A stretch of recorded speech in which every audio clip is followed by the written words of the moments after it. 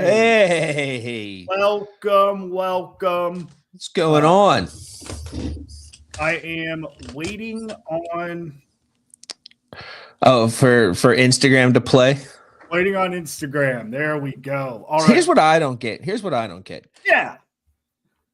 So we all know the meta, right? They own Instagram and Facebook. Why does one play well with StreamYard and the other doesn't? You're right. Could we get our crap together, please? Like, come on. Like it sounds like somebody hasn't read an email, an internal email. Like some guy go crazy. They're like, "Hey, weren't we supposed to make this better on Meta?" And they're like, "That's Bobby's club." It's like, we checked on Bobby recently. And there's just a dude in his office. Yeah. Prop used. Yeah. Oh, and probably not the last time you're going to see that tonight. Definitely. Yeah. You got it within the first minute. That'll give you a little bit of a. You know what? Here's something else for you. This mug is a selfish mug.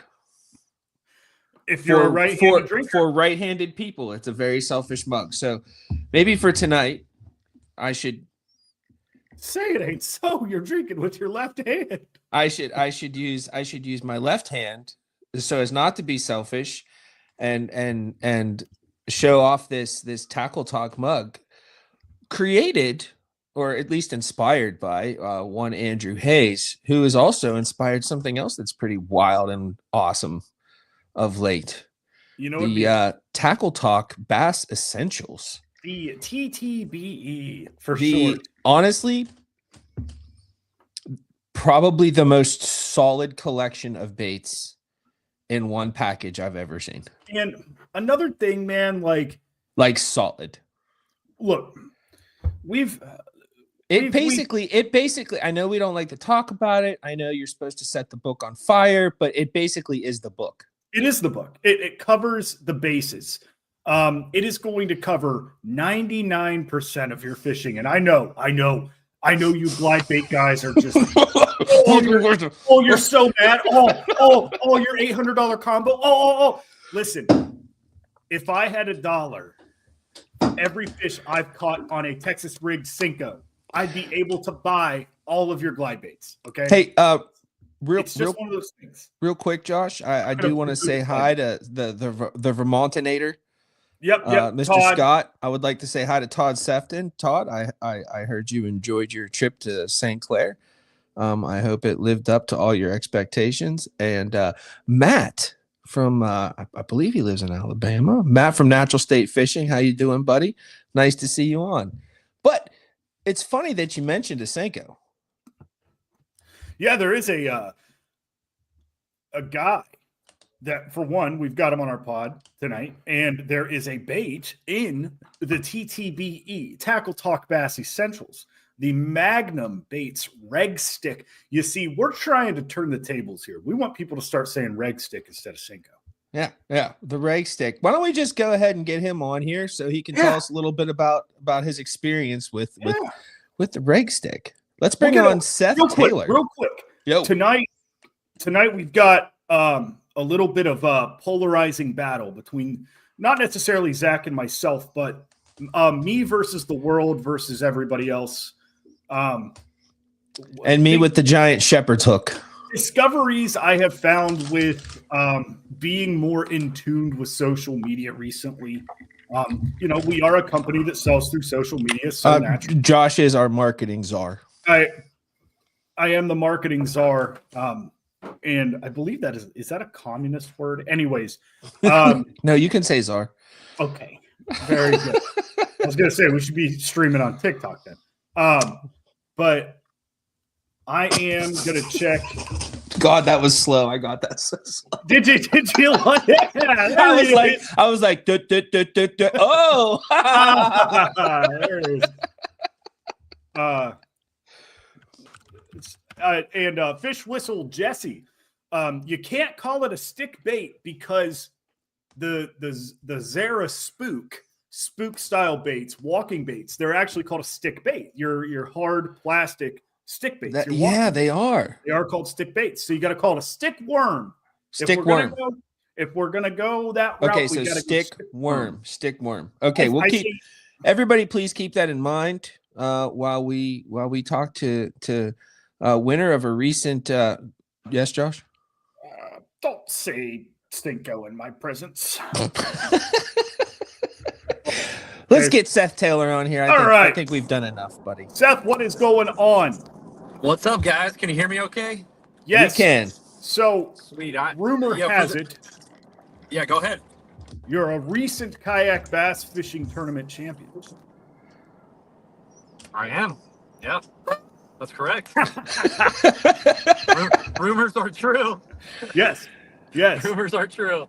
What tournament was that again, bub? So that was the Florida Kayak Bass Trail, which is the largest trail in the state of Florida. Nice. So that's like our real big one. And then we also have a Bass Nation one. But the thing about the Bass Nation one is it's broken into 4 regions in the state of Florida because our state is kind of a weird shape. So people from the north, there's a northeast, there's a northwest division, there's a south division, and a central division. So that's the Bass Nation one. And those don't produce the same turnout per event as our Florida Kayak Bass Trail does, which is more centralized. So typically it's anywhere between 5 to 50 anglers an event for the Florida Kayak Bass Trail. So, but yeah, I won that one and I won the one before it. So I'm back to back. Nice, man. The one before that. Congratulations. I got second place. So yeah, we're on a roll right now. So we had a little turn of events. We were just on with you and Darren Wendell on Wendell Fishing Podcast. Kind of our introduction to each other. Yep. And he's gone right now. He's a little froze. Is he okay? We'll see what happens. But can you still hear us, Seth? I can hear you. Yeah. Sorry. I went through one low spot in the whole state of Florida and I lost service right there. So yeah. And for those listening, I'm driving. I have another 8.5 hours to Dale Hollow. So that is why I'm currently driving right now. I would pull over, but for me to lose an hour tonight would be tricky. We'd rather you not pull over and we just do this a different time if it comes to that. Yeah, I would prefer you don't make eye contact with me. Let's stick right here. Yeah, go ahead. But anyway, we were on the podcast with you and Darren Wendell on Wendell Fishing, and we was our introduction to each other. And you grabbed some rake sticks from us. Why don't you take it from there, buddy? Because we heard they helped you out. Yeah, for sure. So I do a lot of forward-facing sonar, perspective mode fishing, and 2 of the baits that I use a lot are jerk baits and Senkos. So jerks obviously are the open water fish, and Senkos is anything around vegetation. I'm able to, I rig them wacky rig and just let them slowly flutter down. But you guys were on our podcast, Kayak Fishing Obsessed, and you guys were talking about this color, the dark horse tackle color in the rake stick. I think I asked if you had any Senko style baits, and I'm going to call it a stick bait by accident a lot. So a stick worm, any stick worm. Thank you. Similar to a Senko, because I really, I haven't found anything that is as effective as a Senko, whether it's the fall rate. There's just something about it. There's a lot of other baits that are similar out there, but I think the fall rate's too slow and they're not dense enough or whatever it is. They're just not as effective. So there's a low spot up here. On the road, it might lose service here in a second. But I picked up your reg stick, the 5-inch in the dark horse tackle color, which is you guys can talk about, but it's like a purple brownish. And you guys told us on the podcast, this thing is money. And you said that about a few other baits that I haven't had an opportunity to use yet. But I'm like, all right, I'm going to pick up the ones, because we went over your favorites and things like that. So I picked up this one. So I'm out fishing this event. I didn't really get to practice much, but I can see them on my graph and everything swimming around. And I was fishing the edge of a canal, and I'm like, you know what? I'm just going to start with these. I'm not even going to start with the Senko. Let's see how money these things really are. and I went and won the event with 95.5 inches on them. I mean, I had one fish in my bag that was a jerkbait fish, but I also pulled them off for a little bit once I was ahead a good bit, and I put a Senko on, and I threw a Senko out a couple times, and I didn't have anything. It was like a black and blue flex Senko. I didn't have anything similar in color that you guys have as a dark horse tackle color, and they just wouldn't take it. I switched back over and hammered them. Now it's a sample size of one event, but it won me the event. Right. And Awesome. I went and bought a bunch more, and I Yeah. told everyone about it. Yeah, thank you yeah. very much. By the way, we Um, saw your extra purchase. We got a question. Yeah, So go ahead. you were throwing it wacky rigged, you said? Yeah. Yep. What hook are you using for the wacky rig? I think it's a 2-aught. Man, it's right behind my seat. That's okay. Guess. Gamakatsu. Yeah, it's like a Gamakatsu 2-aught, like wacky hook. Okay. It's pretty tiny. I think it's a 2-aught, 3-aught, 2-aught. I think, but right there. Yep. So you actually like the smaller hook size on the wacky? I do. I don't like really big hooks, but it might be a 3-aught. I don't know. It's right around that range. But I will say this. I've learned something over the years in bed fishing, and I've learned it the hard way. And unfortunately, it was during some of my biggest like national events. And one, for example, was on the Harris chain about 3 years ago when Bassmaster came through. I had the biggest bass of my life on a bed. I found her in practice, and I've caught 10-pounders, and this one's pushing teeners. Like it was probably, the 12 range. And a long story short, first cast, I get her hooked up and I lose her. And I'm like, dude, like I checked everything. She just jumped and spit it out. But what I've learned is like the really big bass, I'm talking like 7, 8, 9, 10-pounders. Those little hooks, man, whatever it is, those large bass have really tough mouths. Like the inside of their mouths are like rock, man. Right. And So you're looking for the thinnest wire to pierce easier. Or what I do now is I don't even mess with the Senko first. I go weightless Texas rig with the bigger Texas rig hook, offset hook, and I just lay into her. There's more opening there to hook them. So the Senko hook, and I've caught giant fish on Senko hooks, like with the Senko too, but it's not my first go-to if you're bed fishing. So anyway, I threw that out there real quick. Extra info. Yeah. Hey, listen. So we don't want to keep you. We want you to be looking at the road. I'm good, man. So, I'm good. So I got a question for you, and it's going to help us out with where we're going with our live tonight. But if gun to your head, and you had to choose whether you could only tournament fish or only fish for fun for the rest of your life, which one do you choose? Oh, easy. Tournament fish, without a doubt.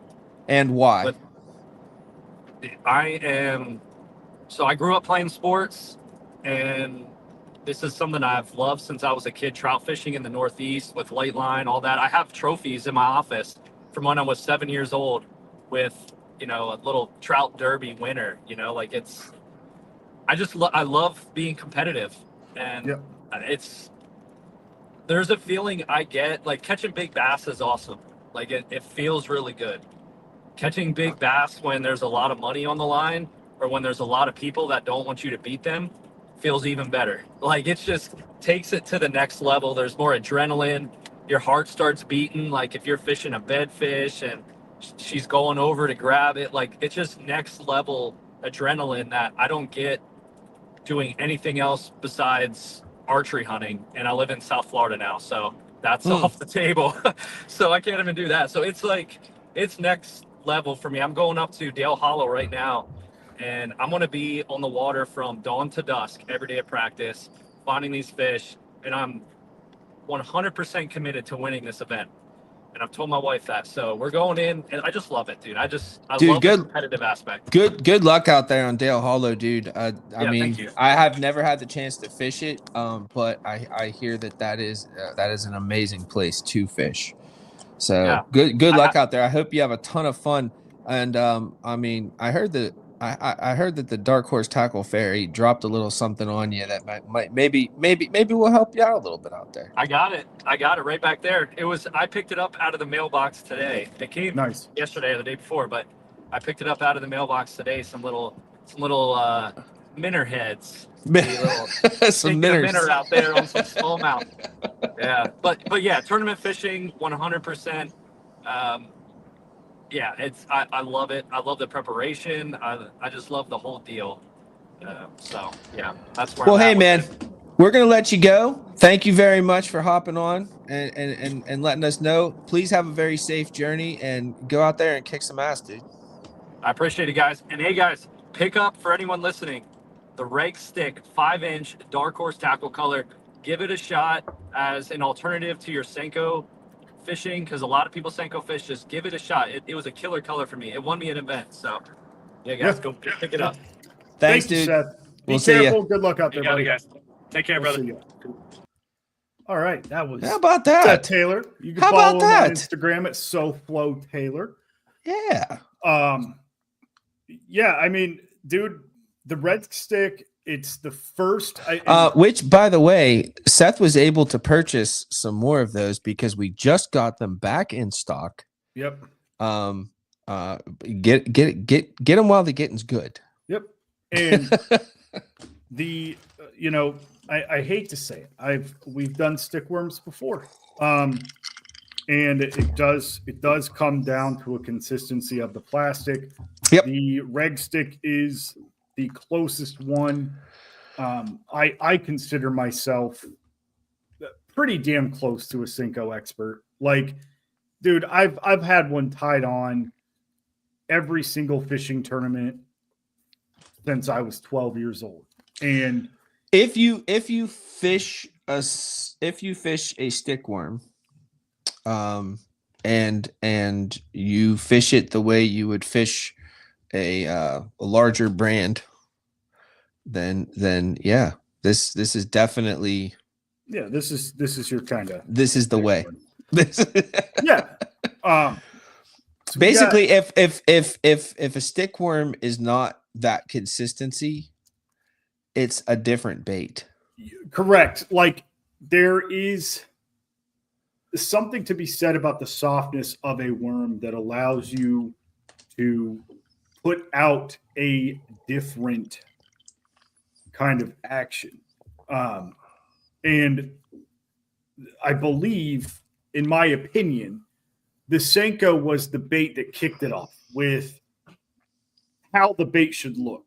And believe it or not, these 5-inch stickworms, can you hear my furnace? I can't, but oh my Okay. God, I've completely forgot to tell you. In our most recent package that brought our re-up of Dark Horse colored rag sticks, there's a prototype bait. Nice. So, Nice. and it might be it might just be a killer. Don't let me forget to show it to you and talk to you about it. One of the many perks of beating our heads into the ground every single day to sell tackle. So back on track. The Senko was never meant to be wacky rigged. This bait wasn't supposed to be wacky rigged. It was supposed to be thrown on a 3/0 hook with a 5-inch bait, and it was supposed to be pulled through the water, similar to a Smithwick Rogue style presentation, where that short hook allows that tail to do that, and then it sinks and comes back up in the water column. That was the original design of the Senko. Until they realized it had 2 tails. There's so much you can do with that bait that a lot of people, and this is part of my gripe. Question is bass fishing for fun. You go out, I make content for fun. Granted, Zach and I are business owners. This content's part of our job. This content is meant to drive sales. This content's meant to catch your attention. But let me get one thing across to you very clear, is I fish the way I want to fish And I show presentations of what I fish because the way that I fish is a good way to fish. If you have an opposing opinion, that's totally fine. But your opinion is not the law, and it never will be. You know why? Because you're fishing for stupid fish that eat tin cans if they want to. I like to fish the way that I like to fish. And I display these things. Zach, dude, good luck telling him anything. Like, I was just about to say.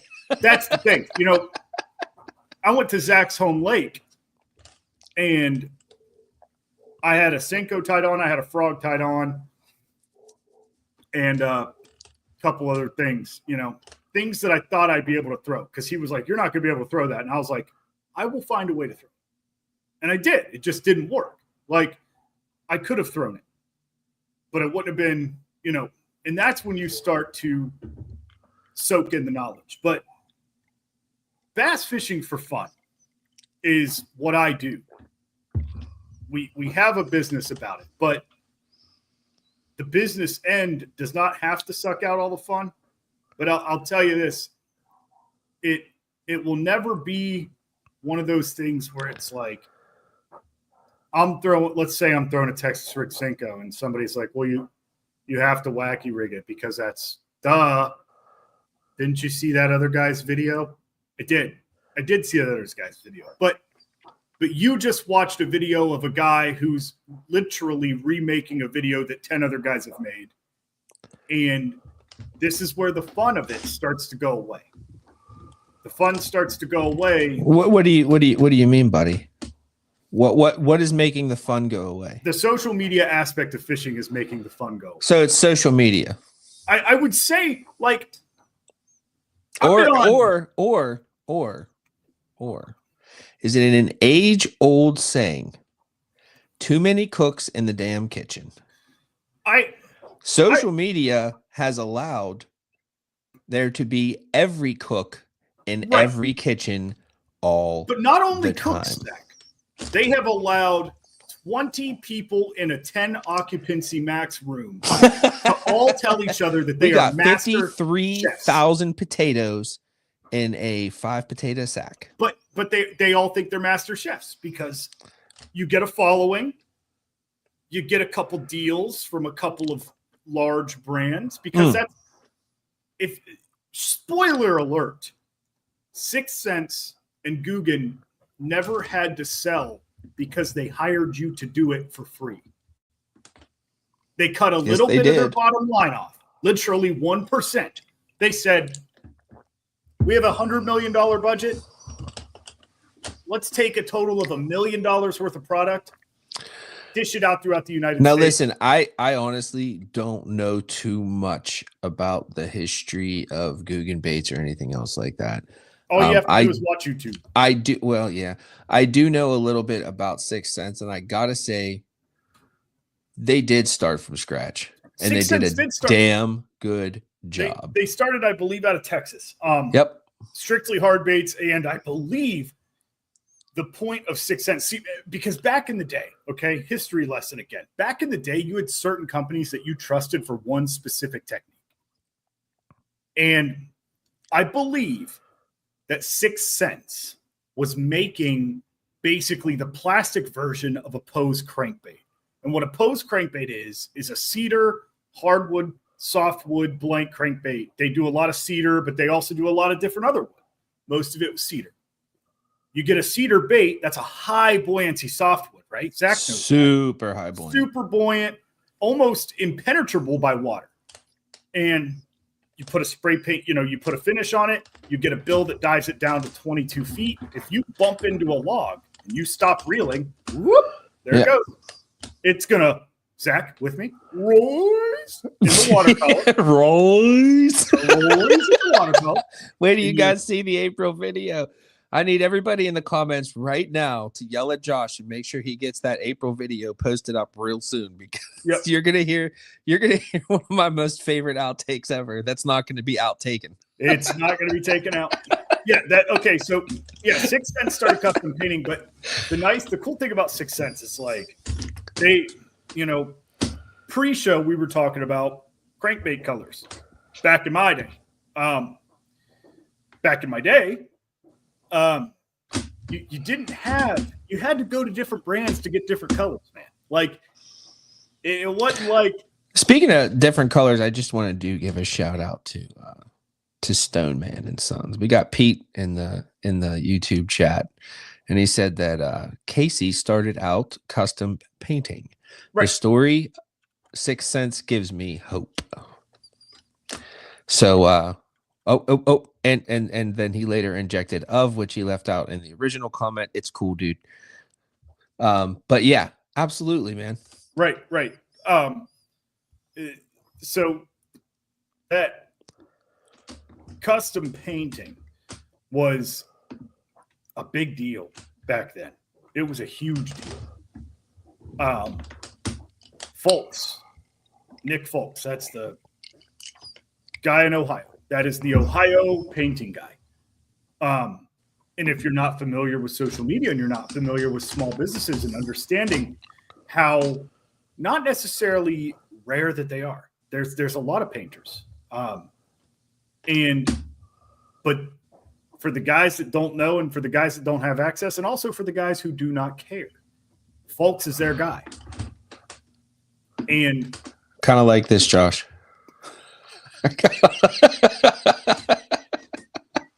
Maybe I'll just shave my head bald tonight. But so we talked about, we want to talk about why really, Zach posed a question, and I think we should talk about it here. I'm not going to wait. I have a question for you before you pose the question. Go ahead. Do we give the folks their tackle tip before we get rolling?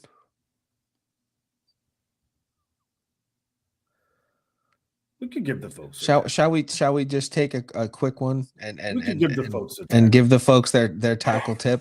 We'll bring Ryan Parker. There he is. There he is. What do you got for us? Well, you killed the segue.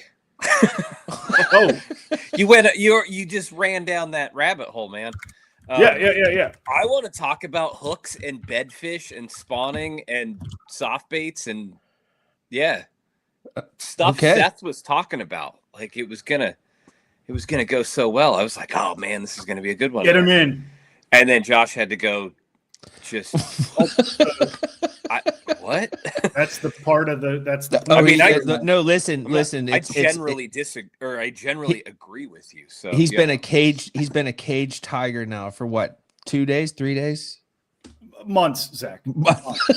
Years. We had to let it build up so we could just get it all out in one show. And I as Josh did start to go down the path, I realized that our tackle tip for this Tuesday might not ever see the light of day if we didn't. I'm just watching that little timer just tick away up there. So Ryan, what do you got for us this week? I was gonna talk about soft baits. Your choice of hook on bedfish in particular. Sure. And, we kind of started getting into that with just choice of hook, in general, on the stick worms. Thank you. I'm going to try. I don't just automatically call them all Senkos. I'm not that guy. I will call them stick baits though, and I know I'm wrong. No. I'll do it just to. Yep. So hey, you got to be careful when you're talking about Josh's trains. If we're not careful, we're gonna have to start using model numbers. Okay. Right. All right. Stick worms it is. Not just particularly stick worms, but I liked what Seth said. A lot of times if I'm wacky rigging stuff, I tend to lean on like a little bit smaller hooks myself. And specifically around spawning fish, just because of the hook penetration, they're not getting stuff very good a lot of times anyway. Their goal is not to eat it, it's to move it. So it helps you out. And in that vein, maybe wacky rigs on beds, not your thing. Maybe you like a creature bait, something like that.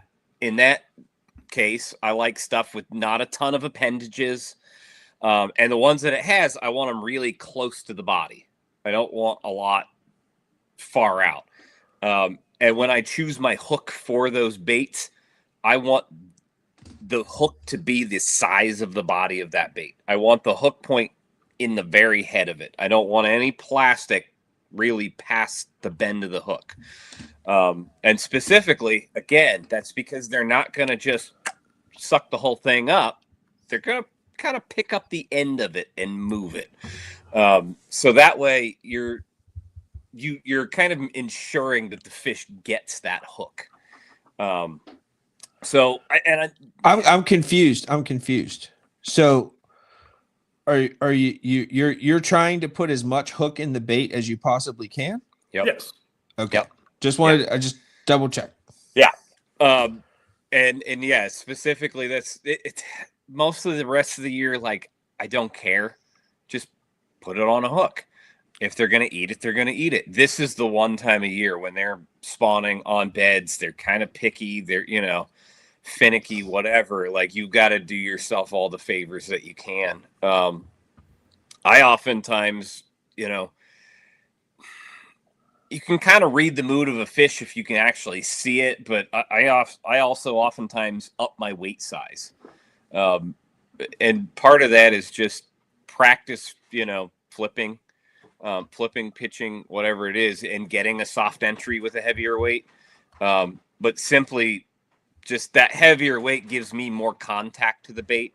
And I peg like pretty much everything when I do have a weighted bait, in and around beds. Yeah. There's also like one spot in every bed. Yeah. That is the go zone. Yep. Yeah. And it's not very big. Yeah. So I imagine a larger weight is going to help you stay there. Yeah. Yeah. You can sit there and shake it better. But also, like, the size of the weight, it's not a rate of fall thing that's going to get them to react to this thing. It's just keeping it there longer. Right. But for you, usually a heavier weight allows you to keep it there, but it also just gives you that much more contact with the bait. Sometimes how many times have you had one pick it up off a bed and you didn't even know the fish had it? And you just started watching a line move, So having as like max contact with the bait, I think, is important this time of year. And again, maxing that hook size in the bait that you're throwing into the bed is also just, again, you're just giving, like, you're doing yourself a favor by doing Gotcha. those things. I don't get a chance to bedfish, sight fish very often. I'm usually pretty busy this time of year. But I will say that my very most favorite bait that I've ever used to fish beds is a tube. And what you're talking about, listen, when I put a hook in a tube, the hook is pretty much the same size as the freaking bait. Yeah. Because I'm usually Texas freaking. How I fish tubes. It's all tube. It's all hook. It's all tube. If I bed fish tubes, I'll actually trim the tails down a little bit, even closer to the hook. Yeah. Oh wow. I usually also stuff a foam earplug in it, just to float the back end up, and it keeps it just kind of doing this. So it's constantly keep moving. You take surgical tubing and a treble.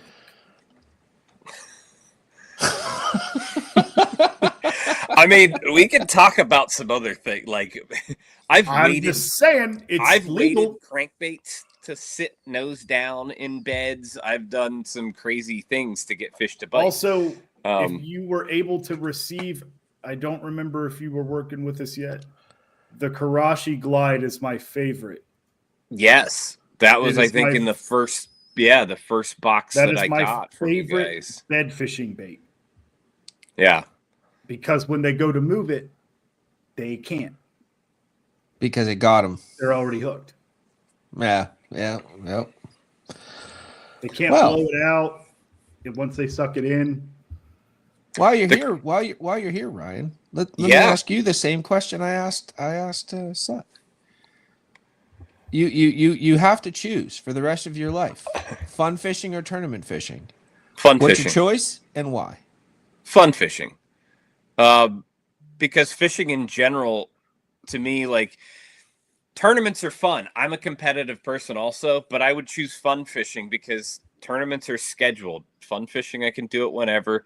But I think more than anything, You can totally get a buddy of yours to drag a kayak 3,000 miles up 2, 3, 4, 5, 6 hills in a day. Yeah. Anytime you want. A couple miles, no big deal. They say that, like, sled pulls, are good for your knees, for like your knee health, So I was just looking out for you, buddy. My knees disagree. I still say fun fishing. It's because more than anything, I'm competitive with myself, probably more than anything else. right? And I'm always trying to outdo myself or learn more or get better. It's all internal competition. So I can do that fun fishing just as much as I do it, fishing a tournament trail. Fantastic. Yes, and that is why you are our favorite psychopath when it comes to fishing. Hey man, thank you very much, Ryan. We love our Parker tackle tips on Tuesday. Welcome to Ryan's Corner. We're gonna let you go now, and we're gonna get back into it, buddy. We get back to all right. I can't wait to listen to this. Go. Hey, go. Do it. Fire them up in the chat if you want to. Yeah. I'll do my best. All right, buddy. Thank you, Ryan. All right. See y'all. So that was our longtime bi-weekly guest, Ryan. Yeah. Kind of a new staple for the Dark Horse Tackle Lives. One which I enjoyed quite a bit. Well, I mean, it's it's one of those things, and this is one thing I love about fishing. I'd like to hear in the comments, what do you guys think about Ryan's tackle tips? Yeah, we actually care a lot about what you guys think, and we'd like to know. We'd like to know. Oh, Zach is a very impressionable boy. So I don't know about you better be nice. I don't know about impressionable. I do not like to know what makes people tick. I don't often care so much about what happens as much as I care about why it happens. Well, I like to see the gears. That's what I like to see. That's what you're bringing me into a decent segue. I've been watching the gears of the industry unfold on multitudes of social media platforms. And there is one that sticks out to me that is so very unique and so very brain rotted. And as we've gone from Bill Dance to Uncle McGibbet's fishing YouTube. You've got suburban kids that fish their look, dude. I love fishing. Hold on, bro. I gotta put this up. No, not that one. This one. Dude, Pete, are you for real? Yeah, it's on us. Listen, Pete, I wanna talk to you real soon. I need to know where you're at on the Pokemon. Don't put it here. But yeah, definitely I want to talk to you. Yeah, just get a hold of me, buddy. All right.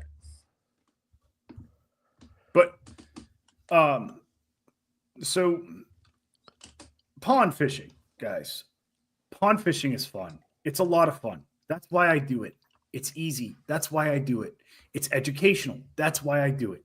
You can learn a lot of stuff pond fishing. You can learn how to work a bait. You can learn how fish react to certain baits, because fish do react different ways to certain baits. There are baits that fish eat head first. There are baits that fish don't eat. There are baits that fish eat from behind. Ponds are a good way to figure that out.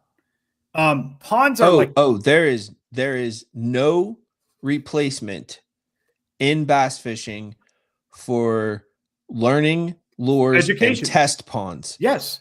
Go to a spot where you know you're going to get ramrodded. Yep. No matter damn what, anything you put in there, and learn how they hit it, what they do with it. It is definitely, like, if you're looking to build confidence with something, go to a place where you know that you can throw it effectively, and you know that they're going to bite the crap out of whatever. Because you will learn a lot. How to feel a bite. If you were new to bass fishing right here and now, and I told you to set the hook when you feel your bait stop moving, you're not going to know what that means until you feel your bait stop moving. I am fishing yesterday. Zach and I went on a fantastic trek. We went on a thing. And the way that they were eating every single one of the moving baits that I was throwing, they stopped it. And I believe they felt like they were hitting it head on, man. No, they hit it like a truck, dude. Yeah. It was one of the first times. It was one of the first times on that lake where every single topwater hit I got that resulted in a fish catch was in the top of the mouth. That usually doesn't happen there. Yep. I actually, so that was very telling to me. They must have been hitting it. So they were hitting it so freaking hard that it wasn't like that they were hitting it to hit it and kill it and then come back for it. They were eating it right then and there. So there is also a way to tell how many fish are near that fish. And usually when you hook fish like that, there are fish near that fish, because the way that fish is eating that bait, dude, that literally not leaving it. How far away? We were not more than what, 20 yards from each other all day long. We stayed pretty close. All we did was catch multitudes of fish in a 30 to 40 foot. And there were times when you were 15 yards to the left of me and we're not getting a bite. And I just caught a whole bunch. And the same with you. Yep. There were times it was crazy. But I'm missing how this is about whether we're fishing for fun or not. I was talking about the purpose of ponds still. So know-it-allism. I'm bringing it back, Josh. I'm bringing it back. The false sense of confidence, and this translates to a lot of things in life. The false sense of confidence that we give to people based on anything social media. Well, you know what? I'm going to stop you. I'm going to stop you. Before I rudely interrupted you with our tackle tips from Ryan. You were getting to the question that was asked that brought about the topic of discussion for this podcast. And the question that I asked Josh was, is there a spot in a space for us as Dark Horse Tackle to market and target people that are fishing for fun rather than fishing for money? So a lot of times, right? I'll see guys. You'll see social media posts, and you'll experience it. In social media does hold validity. Okay, I need everybody to understand that we run a business off of Instagram. How stupid is that? All right, it holds validity. There's a link in the bio. You can go drop $1,000 right now. That's not a joke. That's real. I'll have it packed up tonight. Exactly. That's a real deal thing. Like, that's our livelihood. I can't go door to door and go, hi, would you like some baits from some of the best small business makers in the United States? No, I can sit at my house, digitize something, send it out. So social media plays a part in this. And I know, because people poo-poo it. You know what I mean? Oh, that's just Instagram. It's not. it is the tournament fishing community is translated to Instagram, where you've got the guys. Oh, you think that's good? Oh, dude, I'm having fun. Well, hey, listen, putting a name on a jersey used to be enough. It's not anymore. It used to be a big deal. Nobody cares. You will get your sponsorships and partnerships and all that pretty much now based quite a bit on what your social media presence is. So my best friend is one of the best fishermen I have ever met. Guys, he's not talking about me. I just want you to know that. He is a savant. Right. You're good too, man. But he is. Oh, thanks. And if anybody else has any crumbs you'd like me to pick up, I'll take those too. So he's a savant with electronics. Him and I have tournament bass fished ever since we were 12, and that's how we met each other. And he had opportunities with big companies, and a lot of big companies let him go solely because of social media presence. Now, in the world of dark horse tackle, we're not necessarily looking for social media presence. We're looking for effort.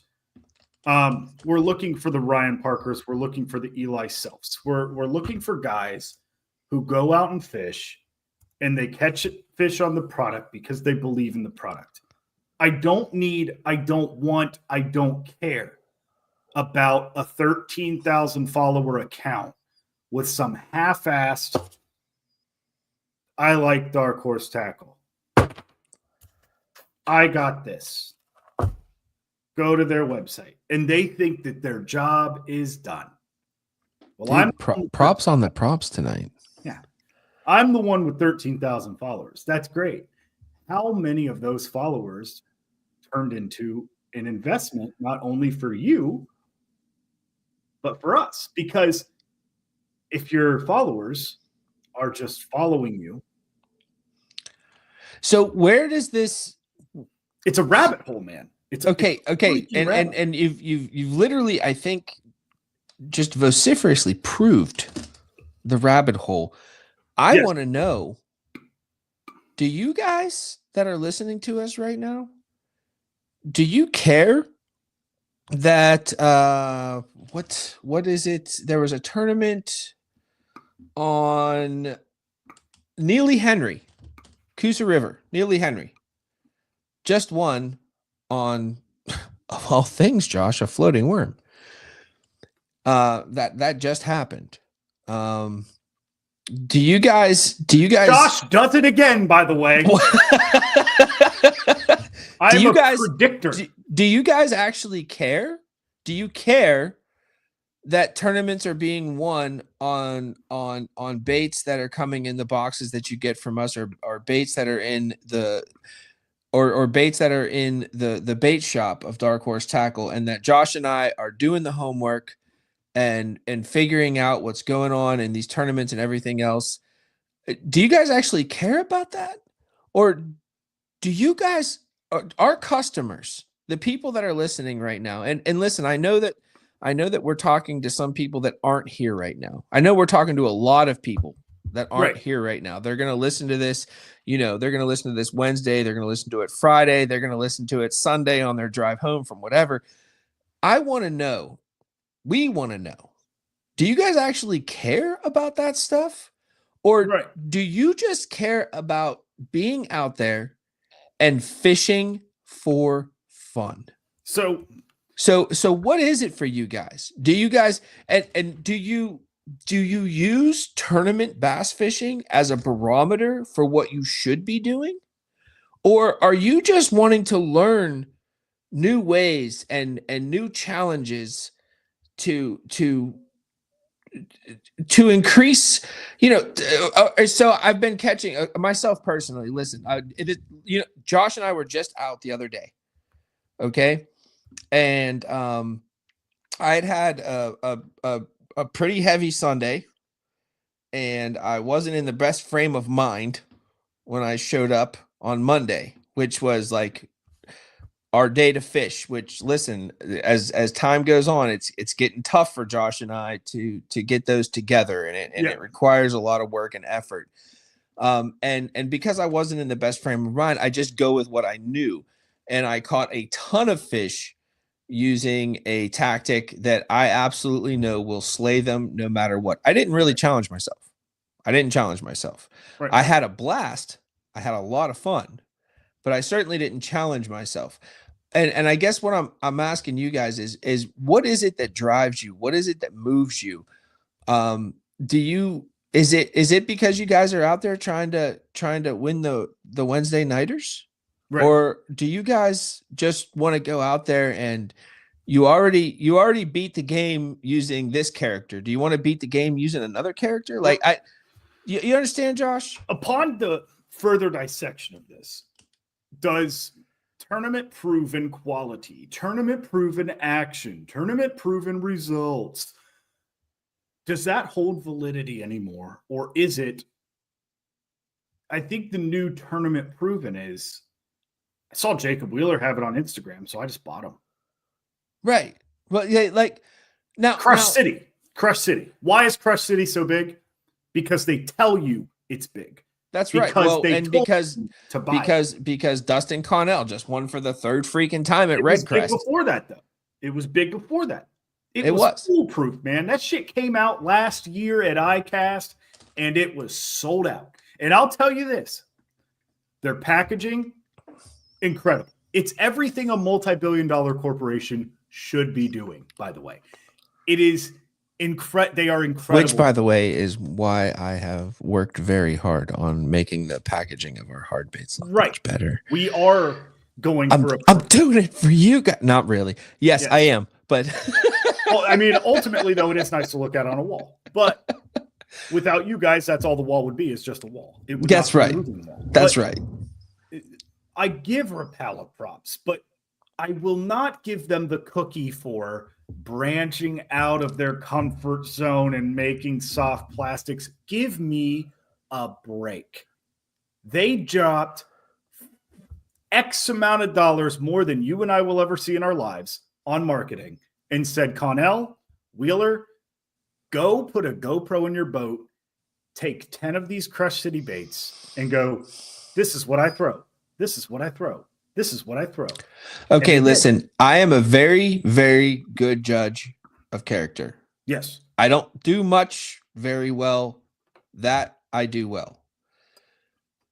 I've listened to a lot of Wheeler, and I think he is a psychopath. I think he does freaking care. And I think he does work the shit out of those baits. How much of each one of them he had to do with, I don't know, but I know there's a few that he did.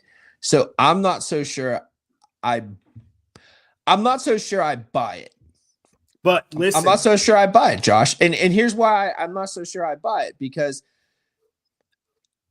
when you have a passion, okay, especially when you have a passion that is feeding your family, I'm just not so sure I buy it, Josh. I believe him. Wheeler, I believe. But that's good. Because like I'm not contrarian right now. I'm just saying Rapala found their guy. Sure. They did good. They handed him 10 packages and said, hey, go do what you do. I don't think they handed him 10 packages. He actually helped develop. Yes, sir. Oh, that was low, bro. That was low. Oh. I'm just bitter because I'm not a professional bass tournament angler. Moving on. No, so I really do want to keep Josh, I do want to keep making sure that I want to know from the people. Is it bass fishing because you guys are Wednesday nighters? Is it bass fishing because you guys want to get onto the Elite Series? Is it bass fishing because you want to win a classic? Or is it bass fishing because That's what you've chosen to do with your fun time. That's what you've chosen to do with your free time.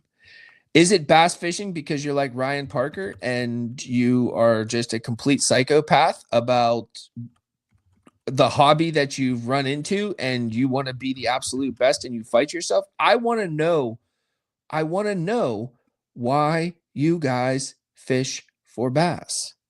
Why? What drives you? That's what I want to know. And it's actually very important and very helpful to us. We want to know why, because you guys are our customers, and it all has what our customers think doesn't necessarily completely change what we do, but we do listen. And we do pivot and move based on what our customers and patrons think. So let's fall back to the basis question. Bass fishing for fun. It's obviously a trick question. Dude, I do this because it's fun. If it wasn't fun, I wouldn't be doing it. If it wasn't fun for me, I wouldn't be making content. I wouldn't be saying, hey, do you guys... Oh, buddy, I think you're wrong. I think there's people out there that don't have fun doing it at all. I agree. That's what I'm saying.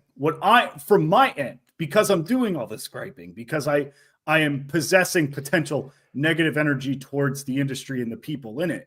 I honestly, myself personally, in case anybody was wondering, it's the only reason I do it. Right. I don't do it for any other reason. Josh and I are actually a little different. I do it to catch fish. a lot different. Catching fish is fun. I honestly, I love to catch fish.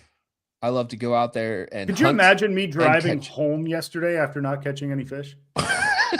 I would not be here. Dude, I can't. Dude, listen, I have been on the water with you when I have caught 3 fish before you have caught 1. Yep.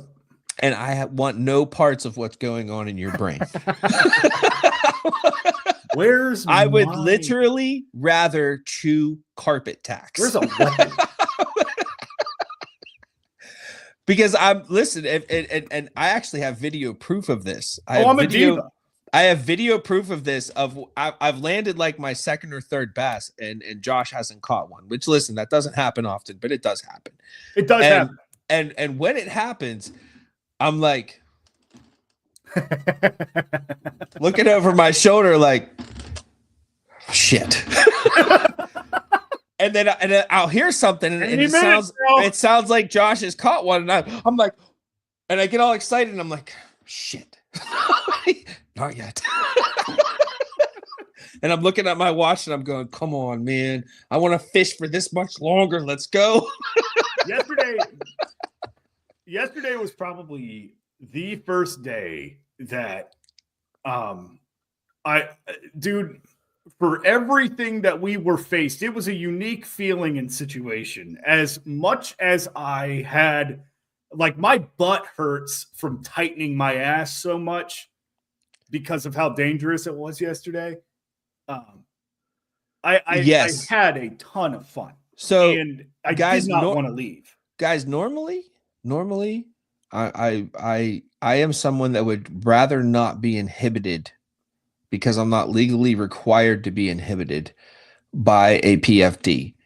I wear them out of responsibility, right, and because I care about all of you. But like days like yesterday, guys, listen, even if you're the kind of person that's not going to wear a PFD, and that's okay in the state you live in, dude, make sure you're going out with somebody. Yep. Like, if you're going out by yourself, just put it on. And just the nice put it thing on. is, it was dangerous yesterday. If you would have fallen in, the wind would have blown you to shore really fast. But imagine, although that weird brown fish might have eaten you. If it was blowing the opposite direction, the way that it was, for one, we wouldn't have caught half the fish we did. And for two, it could have been bad. But oh, that's one of the reasons why that bay is so hot, dude. When you got a southwest wind, yep, they're just pinned in there. And I knew when you turned around right before you started catching them, I was like, I had that idea, and you started doing it, and I was like, not gonna follow him. Like, I'm not. I wasn't gonna be a brat about it, but I was like, I just didn't want to move, dude, because the wind, it was so wet and it was so windy. And I'm just like, I'm just going to stay here and make a few more casts. Cause like, dude, like when I stopped fishing, I was like, oh, I hate it. Like I was literally fishing to stay like mentally sane. Like the weather, you guys don't understand. The weather was so bad. Like it was spitting rain with like torrential downpours in between. They called for gusts up to 40 miles per hour, but there were times where it was like a perpetual 20, 25 miles per hour. And like Zach said, like the PFD, it was crucial. And honestly, man, if you're out on any sort of vessel that, you know, like when I'm on a John boat or I'm on a bass boat, I'm only wearing the life jacket if I'm running and the water's rough. But like if I'm on my John boat and it's, you know, it's 28 mile an hour wind, I'm not worried about it. You know, if I fall down, there's a good chance I'm landing in my boat. If I fall down in a kayak, there's a good chance I'm landing in the water. And I've got plenty of proof on our social media of if I fall down in my kayak, I'm landing in the water. It's happened many a times. And unfortunately, I can't show you all the times that it did happen because a lot of them I'm not wearing a PFD just because we're in, you know, chest deep water. We're in, you know, but still people will be mad. And that's, you know, this is what Zach and I mean by making fishing fun. It is fun. And there's a lot of fun that gets sucked out of it. And it's not fair to the angler. You know, it's not fair. You know, when I first met Eli Self, that guy was full of energy. He still is. I'm not saying he lost his energy, but if I were to be a curmudgeon-y brat and, you know, oh, well, you haven't caught an 8-pounder. You haven't done what I've done. A lot of people haven't done what a lot of people have done. And that's where you should provide equity into your fishing community. I have not caught a near 7-pound bass on a frog like Zach has. But Zach doesn't go around acting like he's better than everybody because he caught a fish on a frog. And I trust and believe. I believe that in some cases where Zach's fishing, that would be the only bait that those fish would eat because I've experienced it firsthand so many times. So Zach does have the right sometimes to be that way because in that specific situation, that's probably what the fish was going to eat. And he was the reason why that fish bit. But what I'm saying is, instead of acting like a ding-dong and, hey, I did this with a frog. Do you ever throw frogs? I like throwing frogs. This is the biggest fish I've caught on a frog. This is where I throw frogs. You can turn it into a learning opportunity. The information is out there. There's no reason to gatekeep it. Because if I want to find out something about a lake, for one, I'll just go fish it. Or for two, I can look it up. YouTube exists. I did not know that people made videos about fishing my home lake because my home lake, it's just, you know, it's like a 15-mile long reservoir, just about a mile wide. It's a 10 horsepower limit. And a lake that, by the way, if I looked at it on Google Earth, would not target. Right. But, you know, if you ask people like me and Ryan Parker, that's a damn good lake. And in my opinion, it's top 10 in the state. But I never thought that people would be fishing YouTube videos. And what's interesting is that when I watch these YouTube videos, here's the fun part. They're throwing things I don't throw. They're throwing things I never thought to throw at Hoover. They're throwing spinner baits on ledges in 18 foot of water, but catching fish right underneath the tree. A tree that I've fished and I've thrown a Senko at. I've thrown a jig at it. I've thrown baits that you're meant to work ledges with. But I didn't open my mind enough, me of all people, I didn't open my mind enough to go, I wonder if I'd make a diagonal cast at it, hit the bank with the spinnerbait, bring it over the tree, drop it a little, and then continue reeling if I'll get a bite. Because it just wasn't there for me at the time. So fishing is about as fun as you can make it, especially when there's equity involved. It's all a learning opportunity. What do you mean by equity involved? education, equity, support. Support your freaking anglers, man. Don't bring these people down. Just because you caught a 7-pounder and had a chest mount on at the time and it got 1 million views, you're not a professional fisherman. And I do think that there's validity to that. Consistency is what I look for when it comes to content creation. And that's one thing I noticed on TikTok.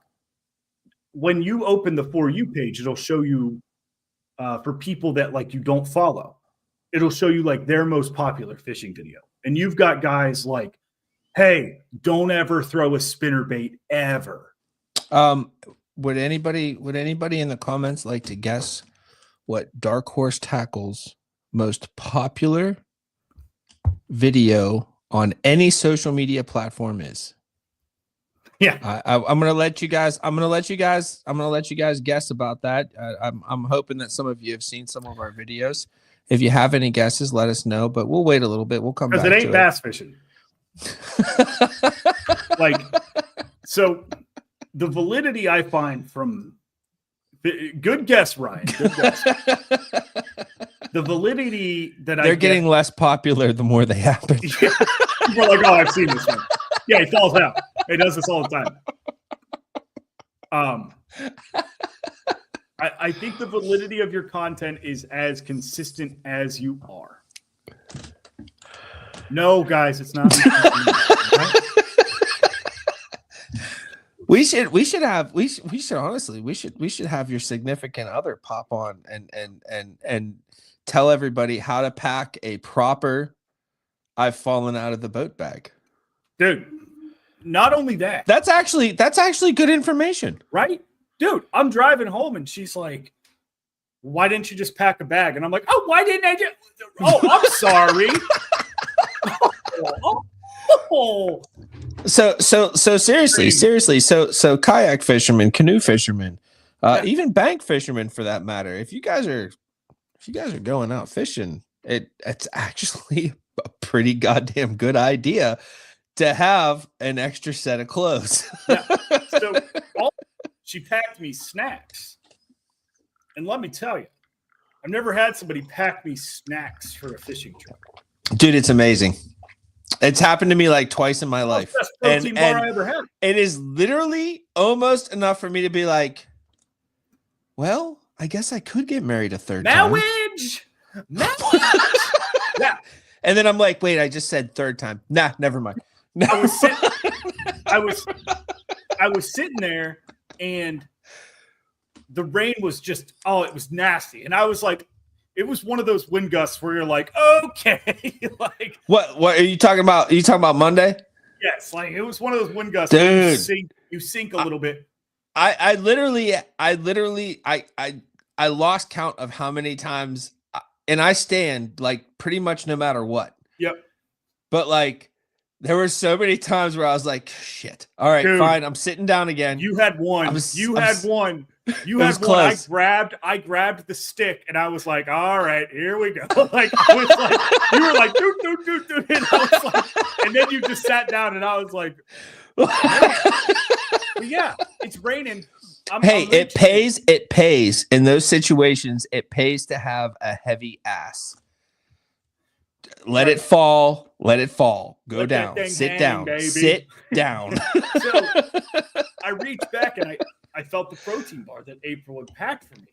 And I was like, oh, nice, like snack time. Dude, I bit into that thing and I was like, looked at it and I was like, this is the same old shitty protein bar I always eat. But it was packed with love, man. Right, but you didn't have to do it. We got a question.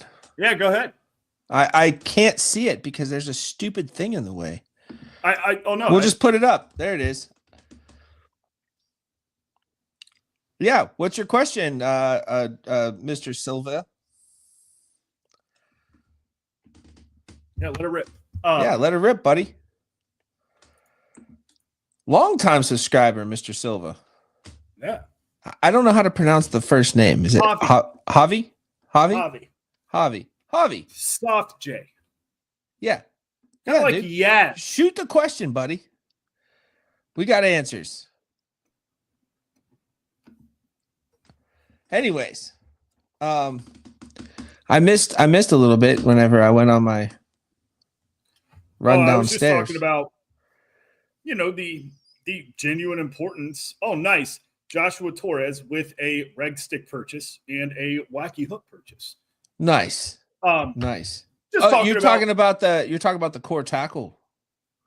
No Vector. Are all 150 of the boxes going to contain? No, they all differ. They all differ. Just like everything else we do. Yep. We always make sure that we have a variety of colors. So yeah, why not? I'll give you a little insider tip here. Come here, Kate. So we did what we always do. We told Andrew, we said, hey, give us X amount of baits. He did. We found the baits that we could work with for the box. And then we went, hey, give us your favorite colors. Which is a tough which is about tough way to go with Mr. Hayes, because you guys, I love Andrew. I love everything he does, but he is super boring when it comes to colors. If you purchase 2, we will not pack you the same box twice. No, I will not. In fact, Mr. Javi, if you want, you are always free to message us, either email, or you can actually text me if you want, 412-398-7076. And I will communicate with you and make sure that you get what you'd like. Yeah, well, so you go right ahead, bub. That is not our gig. But yeah. And so we always do what. So there's a couple reasons why we do it that way. One, because God, I don't even want to use the word. What's a good synonym for mystery? The variety. Variety. Thank you. Just the variety of it. It makes it more fun. It has always been one of those things. Now, there was back in the day times where, unfortunately, dude, I don't remember. It might have been the first Tackle Talk box, but it was to Andrew's specification. It was like a green pumpkin jig, a green pumpkin tray. Right. And I did not. I just wasn't a fan of it, But just for our listeners here, and against my better judgment, I will tell you that colors in bass fishing, there are a few things that matter when it comes to colors in bass fishing. One of Josh's favorite things, and that is contrast, and dark or light, and all of that varies a little bit as you go down in the different parts of the water column. Certain colors do different things as they drop in the water column. And hey, listen, absolutely different. There's different things that bass eat, and they have their certain colors and they look a certain way, and to a certain extent, colors do matter. Yep. However, if you ask me, colors are for us. Yep.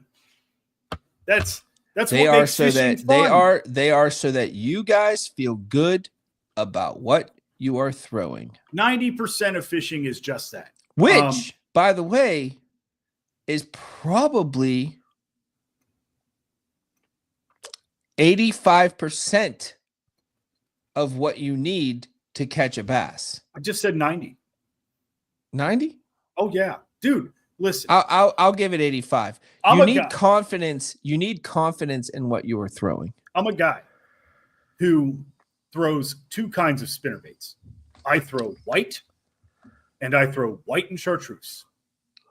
But if you dare tell me that a sexy shad with a green back is better than a dark blue back, it is on. Because that's my bubby. Yes. There is a time. More truer words have never been spoken. And hey, listen, if your confidence is a dull mahogany, Yes. with a dark black accent, dude, good for you. Exactly. Because that will catch you fish. Yeah. Listen, Zach. And that's coming from two guys whose livelihoods depend on whether or not you buy our baits. But we want you to have the variety of confidence that you can purchase. That's right. I did the same thing that Zach did yesterday. Granted, I've had some baits from the box tied on, but I didn't go there and start retying a bunch of stuff. I had one bait tied on. I had a glide bait tied on. And dude, how the hell were you going to tie something on yesterday? Dude, I had to tie on a bait after I broke my line. I had to tie on a bait. Dude, it took me like 15 freaking minutes. 40-mile-an-hour gusts with the kayak going like this the whole time. And you're trying to thread a tiny piece of bait. Yep. That's the thing. It wasn't happening, dude. If it was tied on, it was getting thrown. Here's an even crazier thing. So I threw a Martin's knee knocker almost exclusively yesterday. I had some awesome bites on a big Joshy J5, and I caught a few baits on a bladed jig that I've been testing. So I had a fluorocarbon leader the entire time. I thought we discussed this. You're not allowed to talk about fluorocarbon. Oh, I'm sorry. Should I start promoting the Jardin Corporation? I mean, fluorocarbon is going to be 145% more expensive here real soon, buddy. Nah. It already is 145% more expensive. That's why I pay $6. But I didn't retie once. I didn't retie the whole day. Yes, you did. I broke off one. That's it. It was the worst time ever. You should have heard him. It took him like he actually could have caught like 3 fish in the time that he was bitching. Yeah. No, it was I took my spool of leader line out and the wind caught it and just like, and I was like, so that's cool. 30 yards of line's missing now. I'll tell you what, though. Listen, when you're fishing on a day like we were fishing yesterday, does it not make you feel so much better that there's only like 2 feet of open water and maybe another foot of silt underneath you? You know that you can stand up. Yeah. Like, know that you can stand up. No matter what happens, I can at least stand up. It was bad. It was bad. If we could have gotten there, an hour earlier. Dude, we were actually spearing waves with our kayaks. Yes. There was a couple where like I'm like, oh shit, like I'm getting it, and I'm like, dude, I'm sore today. Like my neck hurts, my back hurts. Like I'm sore today. I don't get sore from kayak fishing. Listen, when you can spear a wave when you're paddling a kayak, that's a wave. Yeah, when you feel it go like this. Yeah. That's dude, I was weird. looking over. I was, whatever they call that when you're scrolling through, I don't know, whatever. Through some of the video from that day. And dude, like the camera is going like this. Like this. It's moving. It's moving. And the one thing, dude, the rewarding factor of it is that what I took from that is that in most cases, if you just continue your presentation, especially if you're confident in it, dude, not only did I have no reason to change baits, but even if I wanted to, it would have been very difficult. Yeah. Just stick to it. Because I'm telling you. I will say this as far as so I was throwing a microbus with a help me out, Josh. The jukebox grub. J Bros 3-inch grub. And the 3-inch, by the way, I get a little That's a small squinty 3 eyed. inches. I get a little That's a squinty eyed small- when he calls it 3 inches because it's if the tails are extended, it's 3 inches. But that presentation, for whatever reason, that time of year in Yep. that body of water is absolute freaking money. Now, Yep. bonus yesterday, yesterday. Bonus yesterday is I could catch them both ways that I throw that. One is on top of the water. Yep. And one is under the water. So one of my favorite ways to throw the micro buzz is, and I'm not waking it. I'm literally keeping it under the water. And I don't know why, but oh my God, does it work? Yep. I get, and usually the equation is I throw it and I'm reeling it slow, keeping it under the water. And I'll get a hit from a crappie. Right. The crappie will, and then I'll know I'm in the right place. Yep. So I throw it again, and I get a hit from a crappie. And I'll throw it again, and I'll get another hit from a crappie. And then I'll throw it one more time, and then a bass will hit it. So that it's a bite that happens, and I don't know if it happens in any other place, but I know it happens there. Dude, it's just it's amazing. It's just nice to go to a specific spot and you know they're there. You just have to pick it out the right. It's literally that time of year. That bite does not happen. That bite does not happen after May. I cannot make that bite work after May. Not as effective as you did. Like, yeah, we'll have you can wing. Buzzes, Listen, you can wing a top water of any sort around Lake Arthur, and you're eventually going to get hit by something. Yeah. Yesterday would have been, but not to the effectiveness that it happens in the springtime. Josh, I have to grab a charger cord. I'm going to leave you up. Oh, yeah, you do your thing. But yeah, I mean, we could have basically thrown any top water that moves. It would have been cool to see a big stick bait bite. But it's just one of those things, you don't have a lot of time to get footage of catching fish with the baits in the current box, the last box, and the future box. And unfortunately, we didn't get any of that. We got zero content involving March, April, or May. But that dude. Wait, what? I missed it. I was just saying, like, it was very difficult. It's very difficult to get content, the previous, the current, and the future box. And it sucks that yesterday we didn't, just because, like, dude, what are you going to do?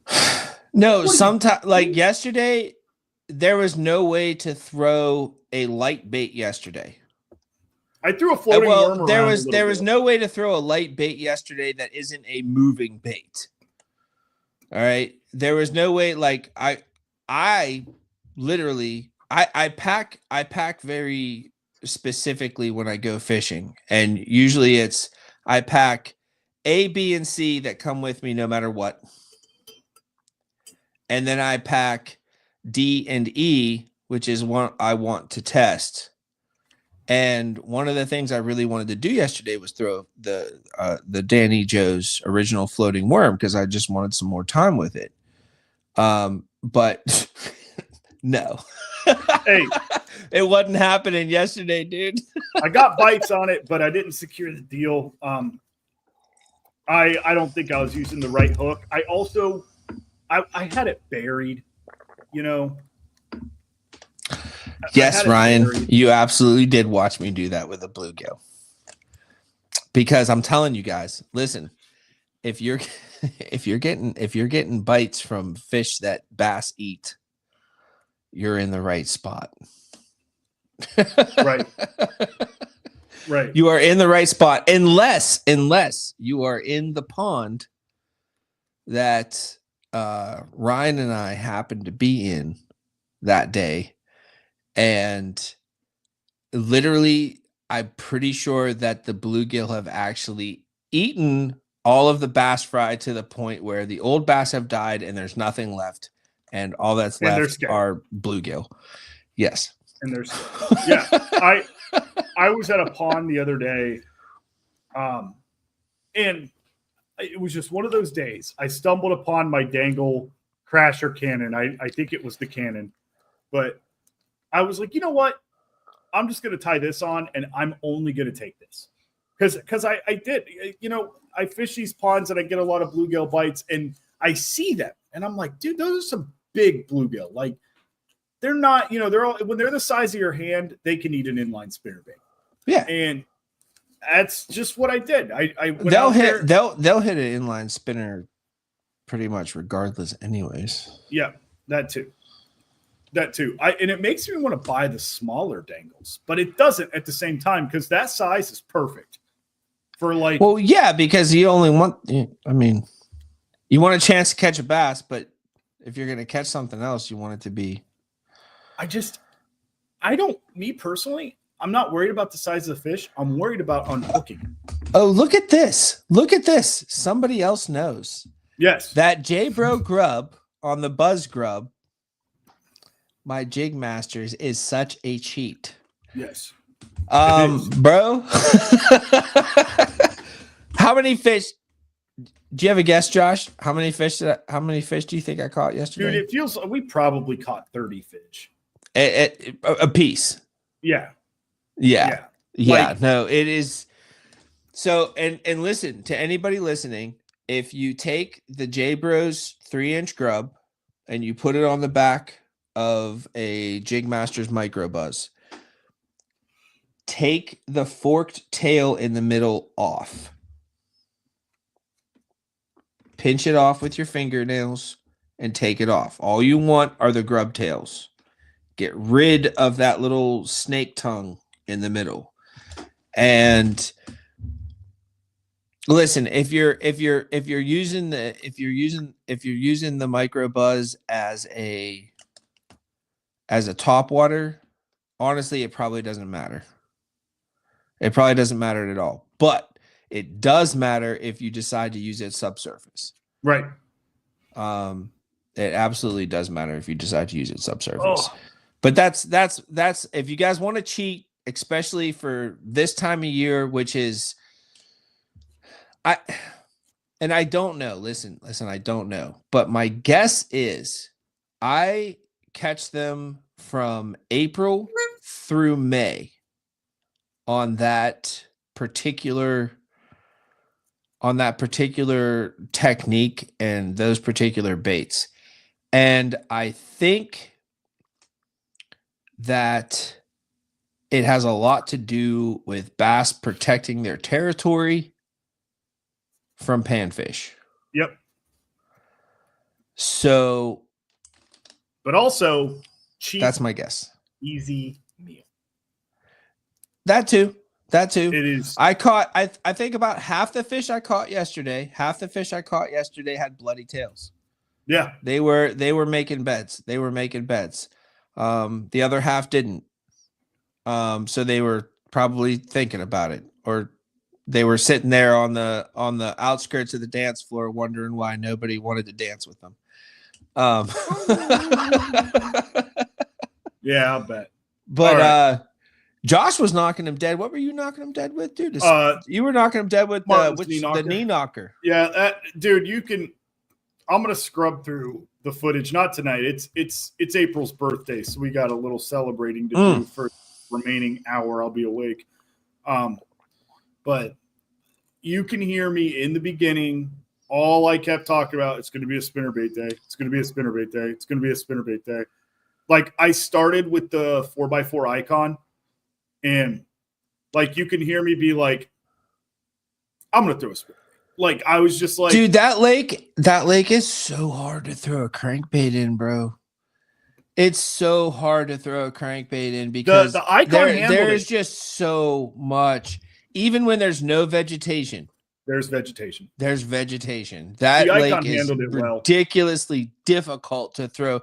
Dude, I'm telling you, you need to come to Tamarack with me, bro. What are I you doing lost- Sunday? What are you doing Sunday? Oh, that is my one day off. Yeah, I let's go to Tamarack. No. After the day I had today and the future I have this week, not a chance. Also, dude, yesterday was 16 hours.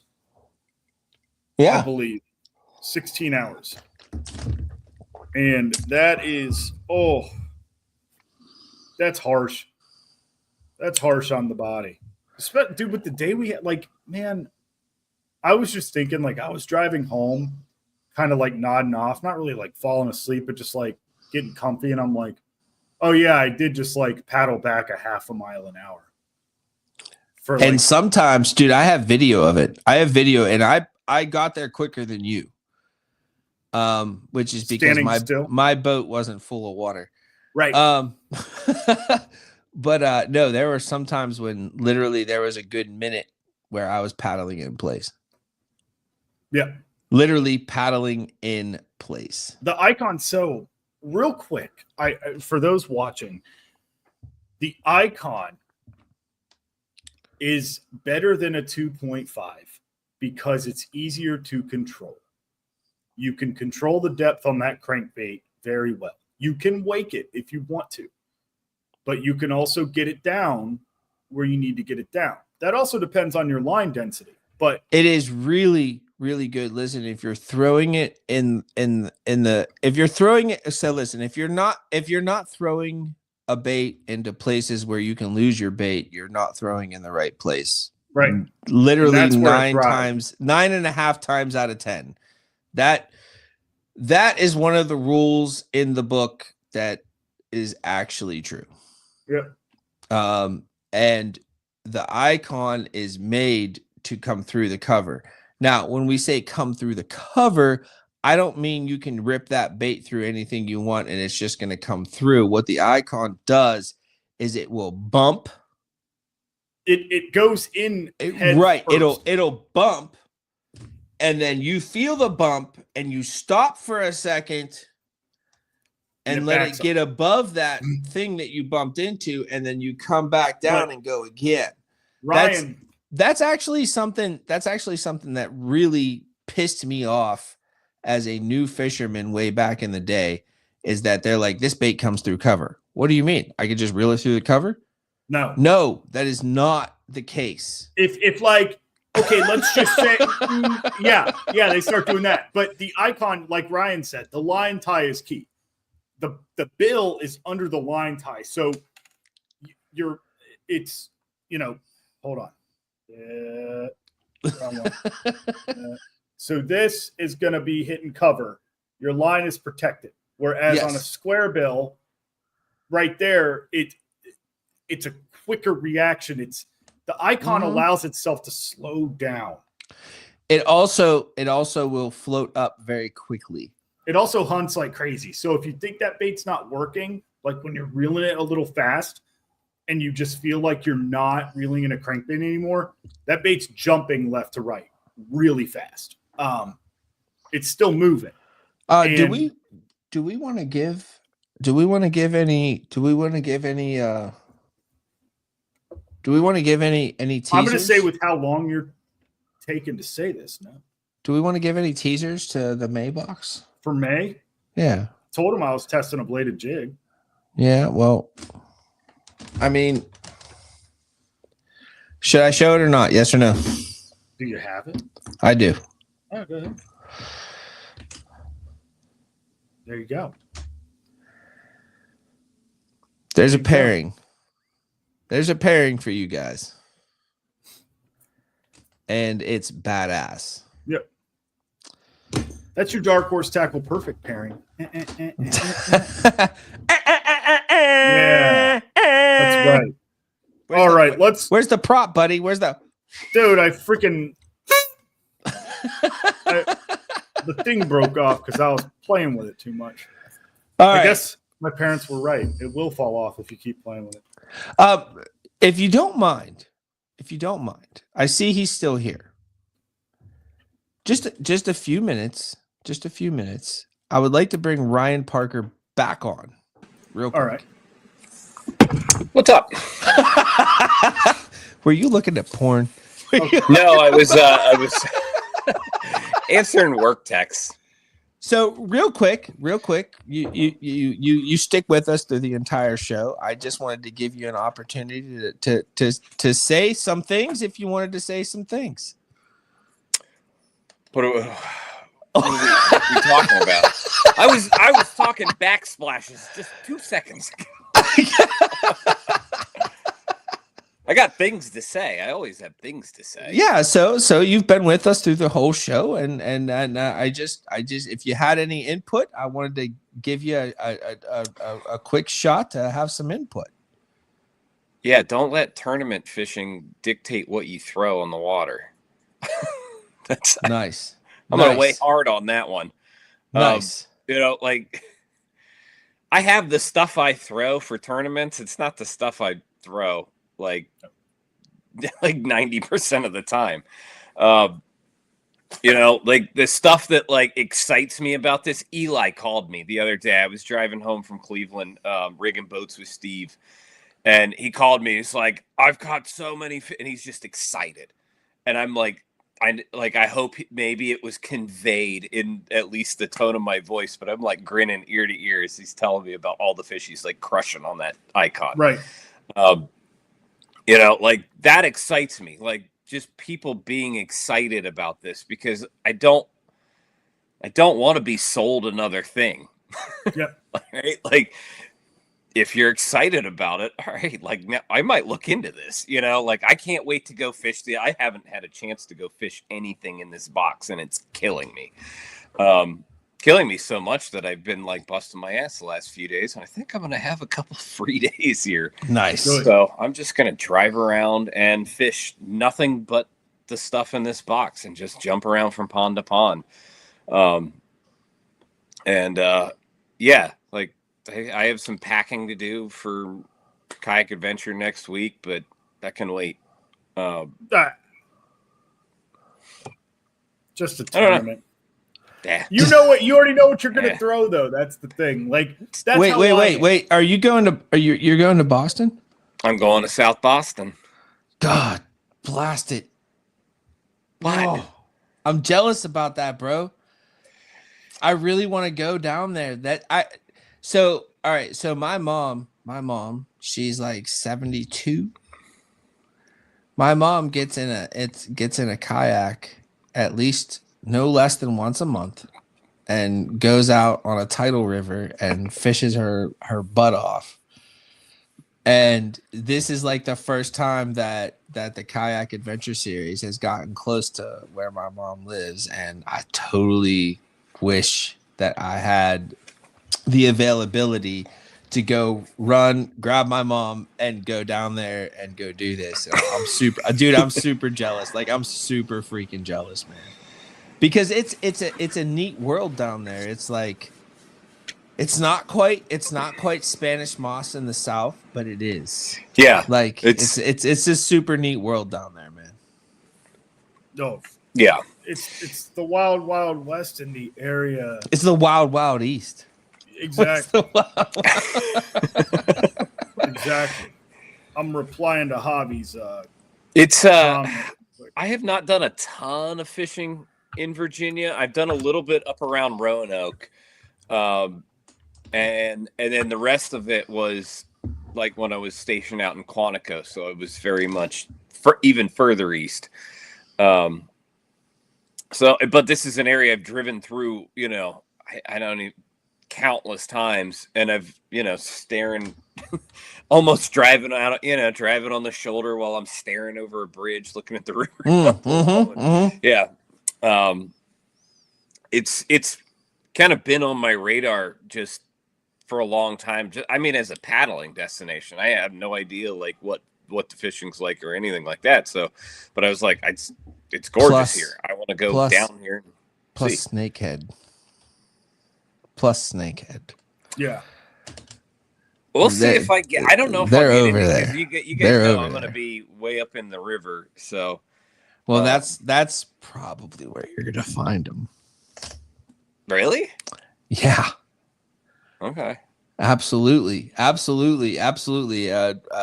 In my experience, they're usually they're in the slow parts of a river. Oh, I'll be in the fast parts of the river. Oh, well, then you may not get a chance I'll to be- find them. So whatever. I've been looking at some like solid rapids and trying to navigate my way through them the best I can on Google Earth and some other stuff. But yeah, we're gonna see. All right, Yeah. buddy. Well, we wanted to bring you we'll back all- on and we hear can your close take. this all out as a trio. We're gonna Appreciate close it out as a trio. Close it out as the Three Musketeers. The three. Oh, which one are you? Curly. Porthos. I'll take Porthos. I don't know their names. Steve Martin. Steve Porthos, Curly, and Steve Martin. Oh, I was thinking of the Three Amigos. What a movie. All right, everybody. Thank you for joining in. Instagram ended 45 minutes ago. For real? Yeah. Oh, it Yeah. only goes so long. Yep. Wow. I think you can edit that. I think I edited it last time, but it's Well, like you know what? Maybe people just ought to join us on YouTube. that too. Join us on YouTube. Subscribe to our YouTube. Yeah. Maybe I'll make an Instagram post about that. And maybe Hey, you should. Although Hey. don't say YouTube. I don't know what you're gonna say, but don't say YouTube. Hey, did you know we also have other social medias with our name in it? Forget that. I'm posting a story. Cry about it. All right. Well, you know what?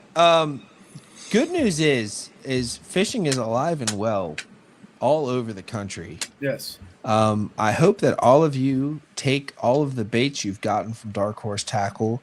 I hope Go have all of fun you, with them. you know what, regardless of whether or not you've gotten the baits from us, I hope you guys go out there and have a badass time and catch a shit ton of fish. Because that's all that matters. It really is. That's all that matters. It really The only is. time you'll see me crying is when I'm not catching fish. And he does cry. And I do cry. I haven't witnessed it, but I've heard. Oh, you should have been there in Bowling Green, buddy. Oh. In Well, Bowling Green, in Bowling Green, I was was no there at help. I Bowling was just Green. chasing I did butterflies. Talk to you afterwards. Oh, dude. 6 I was hours like, and, la la la la la la. 6 hours and 90-degree heat without a single bite. I'm just, like it was so washed out, and it was You should have followed me. what I should have done is dragged my boat down the yard that we were staying in and had fun. Yeah, 'Cause that would have been more fun. just have fun. Yes. Just have fun. I like All it. right. That's it. Love you guys. We will see Thank you you so all. much for tuning in and listen. For all of you people that are going to listen to this at a later date, and all of you people that have stuck with us thus far, in the comments, please let us know, why do you fish? Yeah. Why do you? Why do you fish? What makes you tick as a bass fisherman? Let us know. We want to know. And as always, we always want to know what you guys think about Dark Horse Tackle, what you would like to see, and any critiques, Hey, if you got criticisms, comments, or here. cookies. We love cookies. Zach loves Cookies all the time. Thank you guys. Big on cookies. We will Love see ya. you all in 2 weeks.